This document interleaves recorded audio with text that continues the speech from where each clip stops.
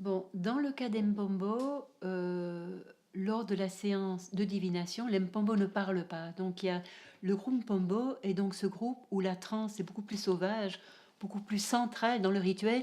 Donc du côté du Zebola, on a vu que ce qui est central, vraiment la réarticulation de la position dans le groupe, mais à travers également le langage, la parole et le changement de position illocutoire, je dirais, par rapport à l'assemblée. Donc ça, c'est extrêmement frappant. Du côté d'Mpombo, eux, en principe, ne parlent pas. Et lorsque il y a la grande, donc on appelle les grands tambours. Donc là, ce n'est plus la personne qui est mise dans un enclos avec des herbes qui va entrer en transe en tremblant et en commençant à parler. Là, donc on appelle les grands tambours, y compris au milieu de la nuit. Et lorsqu'il commence à jouer, donc la personne entre en transe extrêmement sauvage. Et c'est à travers les mouvements de son corps, en réponse au questionnement de la guérisseuse et au son des tambours, qu'on va pouvoir identifier la catégorie d'esprit qui est qui possède la personne. Mais, je dirais, ces langages sont appropriables, hein, et transformables, comme tous les langages. Et je me rappelle d'un cas qui m'a particulièrement impressionnée. Il s'agissait d'une jeune femme extrêmement éduquée, puisqu'elle était hérotesse sur les grandes lignes internationales, et elle vient visiter une de ses amies qui est en traitement chez la guérisseuse Mpombo. Et sur place, là, elle tombe en transe. Hein. Donc, tombant en transe, il faut, je dirais, on fait venir les grands joueurs de tambour, et là, donc, la transe est extrêmement sauvage, et là, l'esprit parle à travers elle. Et celui qui parle à travers elle, c'est l'esprit de son père. L'esprit de son père qui lui explique comment il est venu, il a appelé les esprits Mpombo pour venir la posséder. Et là, je vais découvrir que son père était un des compagnons de Lumumba. Donc Lumumba, qui est ce héros de l'indépendance congolaise qui a été assassiné, notamment par les Belges et les Américains. Donc c'est un grand héros. Alors c'était un des compagnons de Lumumba qui a été tué avec lui, et elle et sa fille. Et alors le père dit qu'il est venu en elle pour lui donner la force de prendre soin de ses frères et sœurs. Bon, ça c'est donc la chose. Et d'emblée, on sait qu'elle sera possédée par un esprit extrêmement puissant qui, exceptionnellement, dit qu'elle doit d'emblée être initiée au grade de guérisseuse. Alors que normalement, dans la plupart des groupes, donc le Mizuka, le Zebola et le Mpombo, il y a une première initiation, et puis la personne retombe malade, et là, l'esprit dit qu'il faut initier à un grade supérieur. Là, d'emblée, on dit, elle doit être initiée comme guérisseuse. Donc là, c'est la très grande réclusion, etc. Alors, lorsque y a cette cérémonie de la nuit chez les Mpombo, où là, lors de l'initiation au grade justement de guérisseuse, donc là, on appelle l'esprit, et là, l'esprit commence à parler, dit son nom, donc dit qui il est, non pas la catégorie de l'esprit, mais qui il est individuellement, et là, le nom d'esprit, donc j'ai oublié d'ailleurs, dit par l'esprit qui la possède, est un nom d'esprit qu'on n'entendait presque plus jamais, qui est un esprit particulièrement puissant. Bon, j'ai été la voir chez elle après une semaine, parce que chez l'Empombo, la personne qui est initiée au grade de guérisseuse, donc elle est d'abord présentée à la communauté, parce que le parcours vers le lieu de la danse se fait donc avec l'initié qui est en tête et qui est suivi par tous les membres du groupe dans leur grand pagne rouge avec une bande blanche, donc qui se rendent vers la piste de danse. Mais après ça, elle va rester chez elle, assise sur une chaise dans la parcelle, et là, donc avec cette coiffure de Cory extrêmement belle qu'elle a dans les cheveux, et les gens vont venir lui rendre hommage. Et là, donc, quand je passe lui rendre hommage après une semaine, donc là, donc, elle est vraiment le personnage centre d'attention de tout le voisinage. Et là, elle est encore parcourue de tremblements, ce que normalement elle n'est pas censée faire puisqu'elle a été initiée, mais je vous rappelle que son esprit est particulièrement puissant. Et là, quand je l'interroge pour voir, bon, pour voir un peu comment ça se passe pour elle, elle me dit que maintenant, quand elle retournera dans son village, ce sont les oncles qui vont devoir s'agenouiller devant elle, parce que c'est elle maintenant qui a l'esprit puissant. Donc là, on voit comment il y a là une jeune femme, je dirais, qui sur le plan du monde occidental avait acquis une puissance ou un pouvoir quand même assez considérable, hein, Hérotès sur les lignes internationales, donc c'est quand même pas rien, hein, c'est quelque chose, mais un pouvoir complètement ignoré, effacé dans le contexte de la ligne d'autorité traditionnelle, où là ce sont les oncles, et elle est juste une femme, donc elle n'a qu'à obéir à la loi à la loi des oncles. Tandis que, alors là, il y a vraiment une opposition de front entre ce nouveau pouvoir qui lui vient des rituels de possession et de cette initiation avec un esprit particulièrement puissant et l'autorité des oncles. Je ne sais pas ce qu'il en est devenu par la suite dans la réalité, mais je trouvais qu'au niveau symbolique, c'était absolument extraordinaire. Donc, c'est un autre champ. Donc, on voit comment, ce qui est fascinant là-dedans, c'est à la fois de comprendre quel est le langage que rend accessible l'idiome de possession et comment les personnes y entrent. Alors, par rapport à ça, j'ai beaucoup été inspirée par le travail de Vincent Crapanzano, un Case Studies in Spirit Possession. Et là, ce qu'il dit, c'est que les groupes de possession fournissent aux personnes un langage, donc un idiome culturel, que les personnes vont s'approprier pour exprimer leur expérience. Alors ce livre, Case Studies in Spirit Possession, est fascinant parce qu'il donne toute une série de cas, donc écrits par différents auteurs, où on montre cette appropriation singulière de l'idiome de possession par des personnes. Et donc, on voit par exemple comment deux personnes différentes vont pouvoir s'approprier un même idiome de possession dans des sens, des contextes extrêmement différents, notamment le cas qui a été étudié par Crapanzano lui-même, d'une sorte de rituel extrêmement aussi dur de possession par les Amachas, je pense, je ne suis plus tout à fait sûre, au niveau de l'Algérie, je pense, en tout cas au niveau des pays du Maghreb. Vincent Crapan, András Zamplini fait aussi quelque chose de fascinant. Mais alors moi, ce que j'ajoutais à ça, c'est que non seulement il y a une appropriation singulière du langage de la possession, comme l'illustre très bien l'histoire de cette Hérotès, mais également que les caractéristiques du langage vont influencer, je dirais, comment les voies que va prendre la réarticulation de l'expérience. Et en fait, on va observer que les personnes que l'on trouve chez les Ebola, chez les Mpombo et chez les Mizuka ne sont pas exactement les mêmes au point de départ. Donc les personnes qu'on trouve chez les Ebola, je dirais, sont beaucoup plus ordinaires ou normales d'une certaine façon.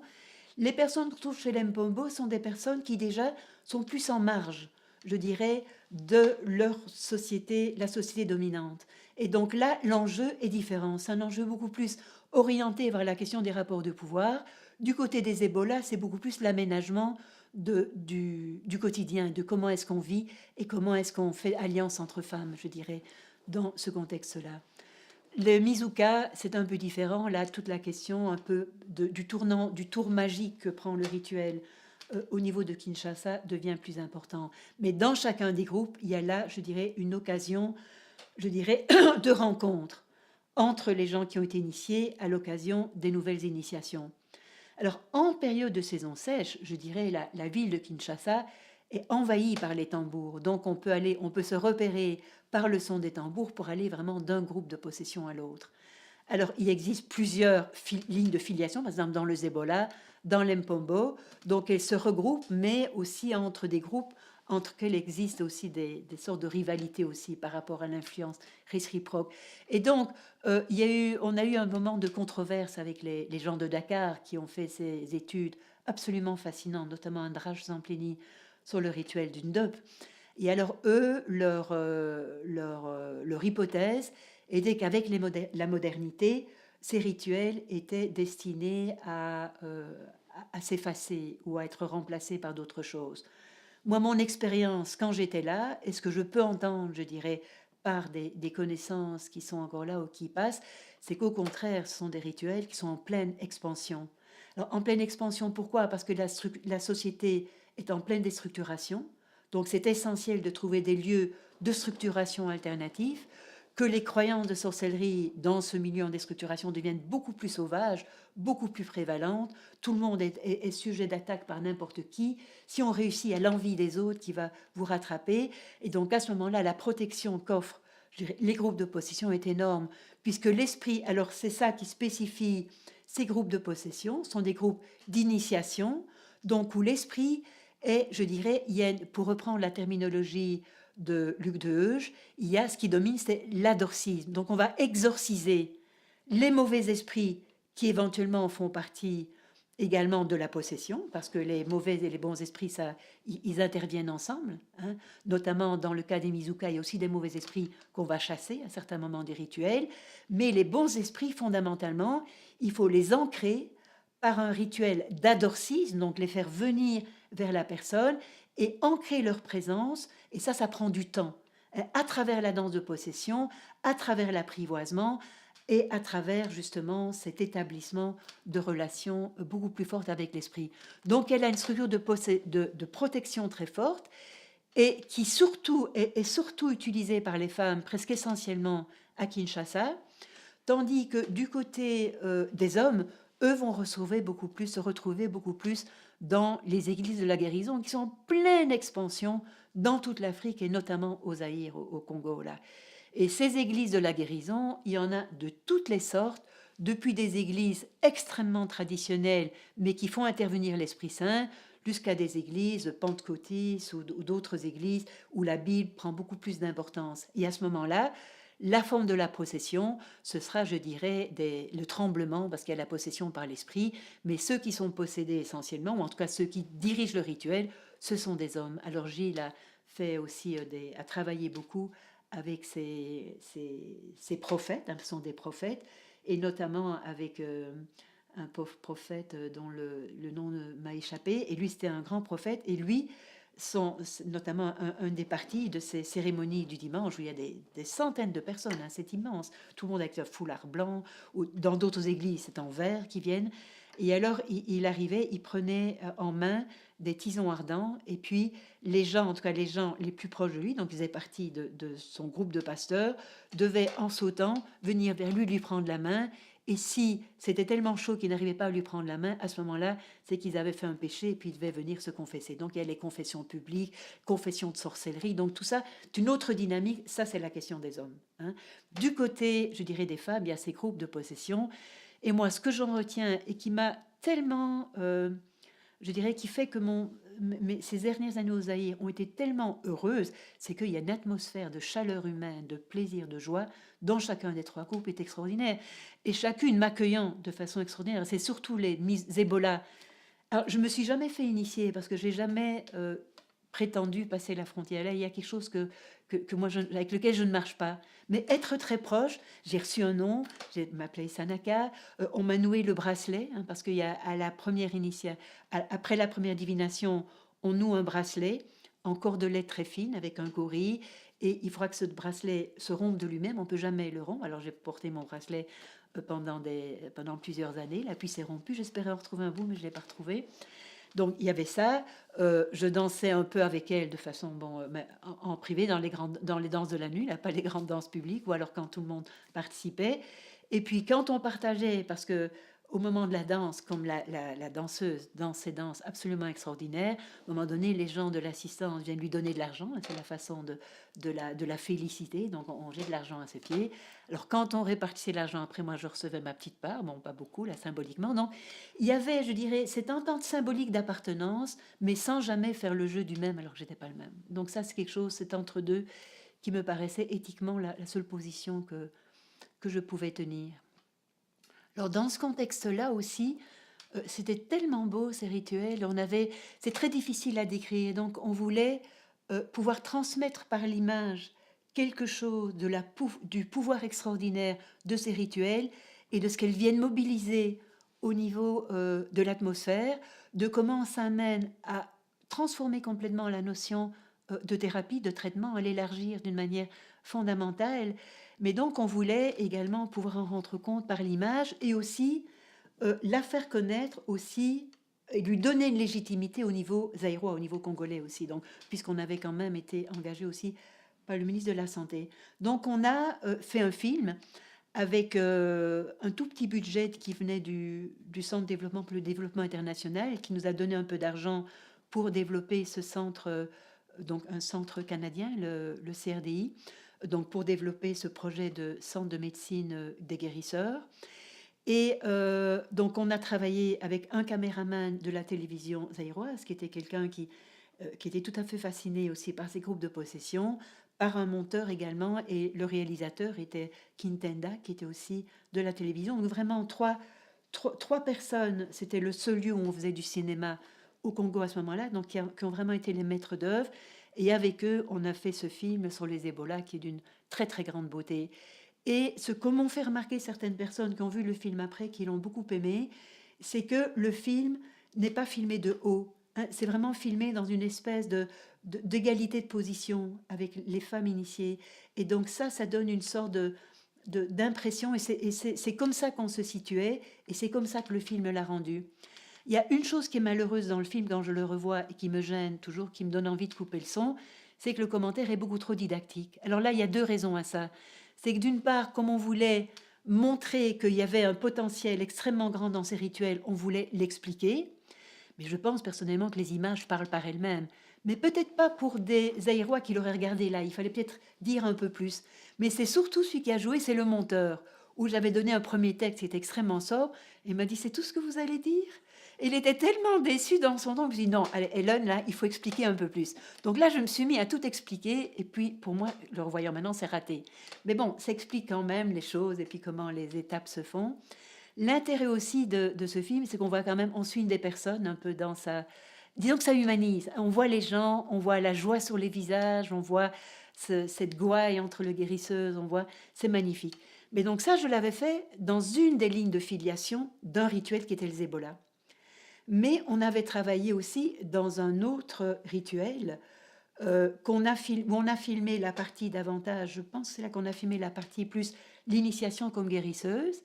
Et puis après ça, avant de faire un visionnement public, on a regardé avec le groupe de guérisseuses qui avait participé au film. Alors là, on s'est rendu compte que on mettait en jeu une dynamique qui n'était pas vraiment ce qu'on aurait voulu, parce que chacune regardait la partie filmée dans l'autre ligne de filiation, parce que c'est la guérisseuse, les guérisseuses qu'elle a initiées, ce qu'elle a initié, donc il y a plusieurs lignes comme ça qui viennent depuis très loin. Et alors donc chacune regardait avec un petit peu d'expectative, d'envie, de malveillance, ce qui était filmé chez l'autre, en disant oui mais elle, mais nous on fait. Donc là, mais bon, ça a encore été, c'est resté, je dirais, gérable, je dirais. Et puis après, les autres groupes qui ont vu qu'on avait fait ça, ont dit ben, chez nous, qu'est-ce qu'on fait? Alors là, c'est l'Empombo. Donc là, on a commencé à prendre, on a été chez l'Empombo et chez les Mizuka.